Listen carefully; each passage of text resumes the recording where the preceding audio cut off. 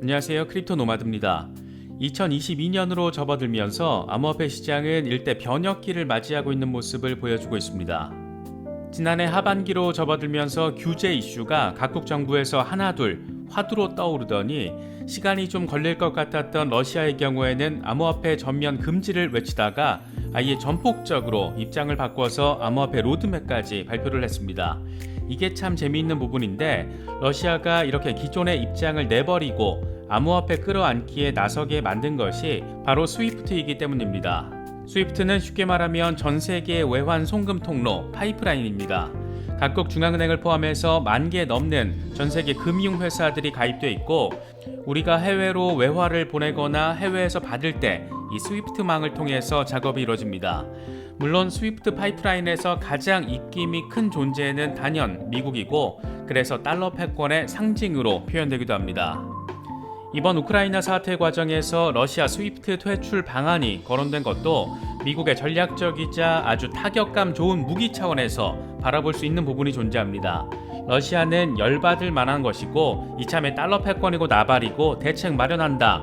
이런 차원에서 등장한 게 암호화폐와 블록체인이었습니다. 러시아는 스위프트 퇴출 대안으로 3가지 정도를 거론하고 있는데 그중 하나가 블록체인을 통한 전 세계 송금인 것이고 이렇다 보니까 이번 우크라이나 사태는 좀 더 멀찍하게 바라보면 달러 패권에 저항하는 강대국들의 화폐 전쟁 양상으로도 해석할 수 있는 부분이 존재합니다. 재미있는 것은 블록체인을 통한 해외 송금의 1등 주자가 바로 우리의 리플이라는 것이고 더 재미있는 것은 JP 모건 역시 이 분야에 아주 많은 관심을 가지고 있다는 겁니다. 두 회사 모두 이미 오래전부터 블록체인을 통한 국경 간 송금 프로젝트를 적극적으로 진행해 왔고 이 부분의 미래를 아주 긍정적으로 희망적으로 또 낙관적으로 바라보고 있습니다. 강대국들의 화폐 패권 전쟁에 블록체인과 암호화폐가 등장했다는 것은 이 산업을 장기적인 관점에서 바라볼 때 아주 중요한 부분이라고 생각합니다. 장기적인 산업 전망의 관점에서 바라보시는 분들에게는 꽤 의미 있는 포인트가 될 수 있는 그런 부분이 아닐까 싶습니다. 이번 영상에서는 푸틴을 열받게 만든 그것, 리플과 JP 모건을 설레게 만드는 바로 그것, 스위프트가 앞으로 어떤 모습으로 변화가 되고 대체가 될지 이 부분에 대해서 집중적으로 살펴보도록 하겠습니다. 그럼 시작하겠습니다. 스위프트는 1973년 유럽과 북미에 있는 금융회사 239개가 회원사들끼리 결제 업무를 편리하게 처리하기 위해서 만든 지급 결제망입니다. 현재 각국 중앙은행들을 포함해서 11,000개에 달하는 회원사들이 가입돼 있습니다. 스위프트 지분을 금융회사 3,000곳이 공동으로 소유하고 있으니까 끈끈한 멤버십이 주축을 이룬 곳으로 또 그만큼 폐쇄적인 곳으로 볼 수 있는데 가장 큰 형님 역할을 하면서 목소리가 가장 큰 존재는 기축통화 달러의 국가인 미국이고 그래서 스위프트는 달러 결제망 또는 달러 패권의 상징 이렇게 불리기도 합니다. 우크라이나 사태를 둘러싸고 미국과 러시아의 갈등 수위가 고조되자 미국은 나름의 비밀병기 이 스위프트 카드를 꺼내들면서 러시아를 여기서 쫓아내서 외환 송금로를 아예 차단해버리겠다 이런 전략까지 내보였습니다. 물론 러시아는 요따구 일이 생기면 유럽으로 천연가스와 원유 수출 아예 막아버릴 것이다 이렇게 으름장을 놓으면서 민감한 반응을 보였습니다. 돈줄을 끊어버리겠다는 것이니까 그에 상응하는 아주 극단적인 조치를 취하겠다라고 반발했던 겁니다. 러시아 스위프트 퇴출 가능성 소식이 전해지면서 러시아 측이 고려하고 있는 대안 크게 3가지 정도가 거론됐습니다. 먼저 자체 결제 시스템인 SPFS입니다. 이건 2014년 크림반도 사태 이후에 국제사회 제재를 받게 되면서 자체 결제 시스템으로 도입을 한 건데 현재 금융기관 400곳 정도가 이곳을 이용하고 있습니다. 국내 송금의 20% 정도가 SPFS를 통해서 이뤄지고 있는 작은 수준입니다. 또 하나는 중국의 국제 결제 시스템은 CIPS로 이것도 역시 스위프트의 대안으로 거론되고 있고 마지막으로 블록체인을 통한 암호화폐 송금 방식이 거론되고 있습니다. 푸틴 대통령이 이번에 스위프트 퇴출 가능성 소식에 진짜 열받았구나 이렇게 느낄 수 있는 부분은 이 같은 소식이 전해진 지 일주일도 채 안 돼서 푸틴이 직접 나서서 암호화폐 껴안기에 나섰기 때문입니다. 러시아 중앙은행을 중심으로 비트코인 금지 정책에 방점이 찍힌 와중에 갑자기 대통령이 나서서 비트코인 채굴에 러시아가 강점이 있다 이렇게 한마디 내던진 겁니다. 그 이후부터 분위기는 순식간에 반전됐고 그 직후에 아예 암호화폐 규제를 위한 로드맵까지 발표를 해버렸습니다. 푸틴 진짜 열받았구나, 암호화폐의 진심이구나, 이런 부분들을 느낄 수 있는 그런 순간들이었습니다. 러시아가 이렇게 전폭적인 움직임을 내보일 때 하필 인도 정부까지 더해져서 CBDC 발행 계획을 발표했습니다.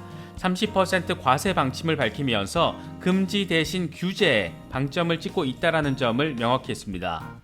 중국의 경우에는 이번에 참 거지 같다라는 표현도 모자랄 베이징 올림픽을 중화체육대전 수준으로 진행하는 과정에서 디지털 위안화를 글로벌 대비시켰습니다.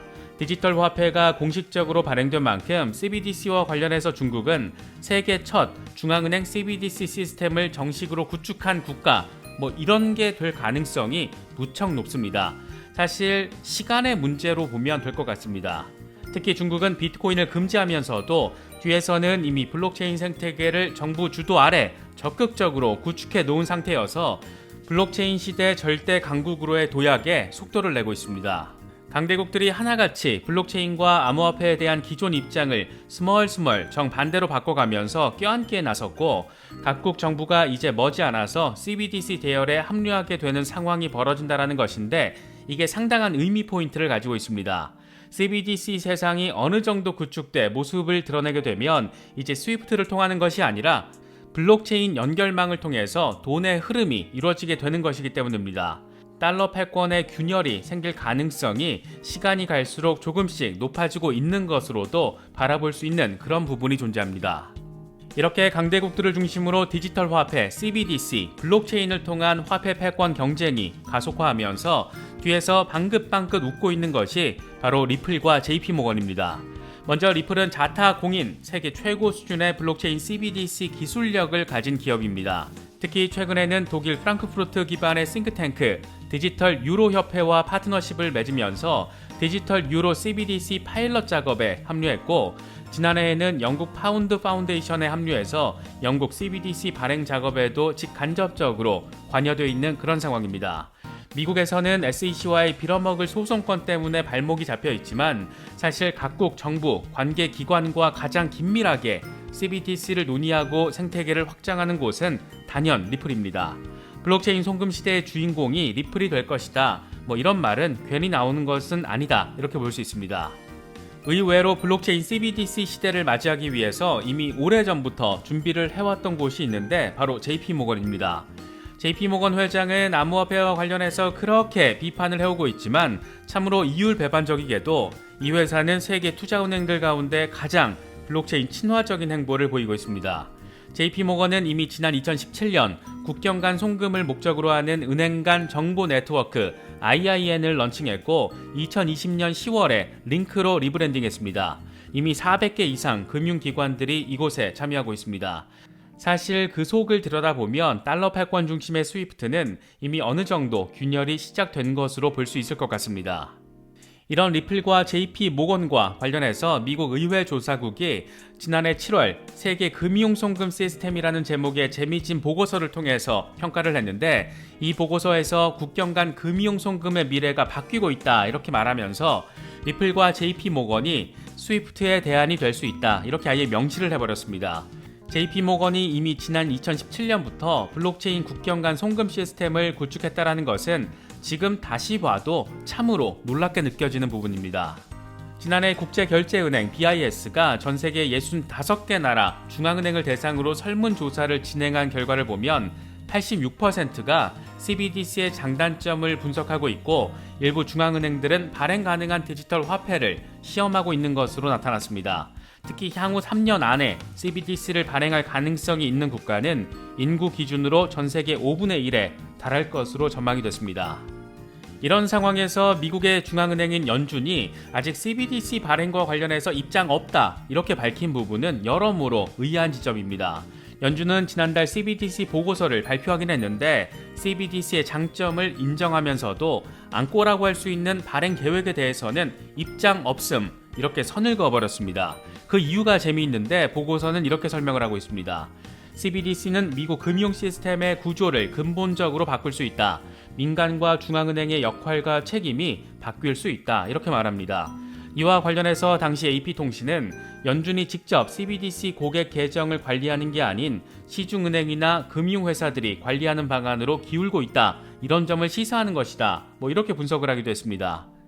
특히 CBDC가 발행될 경우에 상업은행에 타격이 될 수 있다. 이런 분석도 했었는데 상당수 미국인들이 페이팔이나 벤모 등을 사용하고 있는 만큼 기존의 디지털 지갑에서 CBDC를 보유하고 거래할 것을 선호할 가능성이 크기 때문에 기존 은행의 예금이 빠져나가서 은행의 기능이 저하될 거라는 겁니다. 걱정도 참 많다. 결국 기존 레거시 은행 밥그릇에 문제가 생길 수 있다는 점을 거론하면서 CBDC 발행과 관련해 입장 없음 이렇게 선을 그어버린 겁니다. 물론 미국의 자신감인지 우둔함인지 이걸 지금 단계에서 단정하긴 어려울 것 같습니다. 미국을 중심으로 스위프트 블록체인 송금 시스템이 이미 개발이 됐거나 개발이 진행되고 있는지도 모를 일입니다. 하지만 중국을 중심으로 달러 패권이 안 입곱게 느껴졌었던 강대국들이 적극적으로 뛰어들고 있는데 미국은 상대적으로 먼 산 바라보듯 강 건너 불구경하듯 이런 모습을 보이고 있다는 것은 진짜 의도가 궁금하게 여겨지는 그런 부분이기도 합니다. CBDC에 대한 각국 정부의 흐름에 속도가 붙으면 붙을수록 리플이든 JP모건이든 지금 이미 CBDC가 돌아다닐 수 있는 블록체인 파이프라인을 구축한 곳은 어쨌든 주목을 받을 수밖에 없습니다. XRP 홀더로서 우리가 이 어려운 투자 종목을 단기 수익용 그 이상으로 바라봐야 하는 이유는 어쩌면 너무 단순한 것일지도 모르겠습니다. 돌이켜보면 근대와 현대로 접어들면서 화폐 패권의 생명력은 우리가 생각하는 것만큼 그렇게 길지 않았습니다. 신대륙 시기에는 금과 은을 통해 통화 패권을 잡았던 스페인의 페소가 110년 정도, 프랑스의 프랑이 80년, 네덜란드의 길더가 95년 정도, 영국의 파운드화가 105년 정도 기축통화 역할을 한 것으로 평가받고 있습니다. 이후 1차 세계대전을 거치면서 명실상부 세계 경제 1등 국가는 미국이었고 이때부터 통화 패권의 변화가 시작됩니다.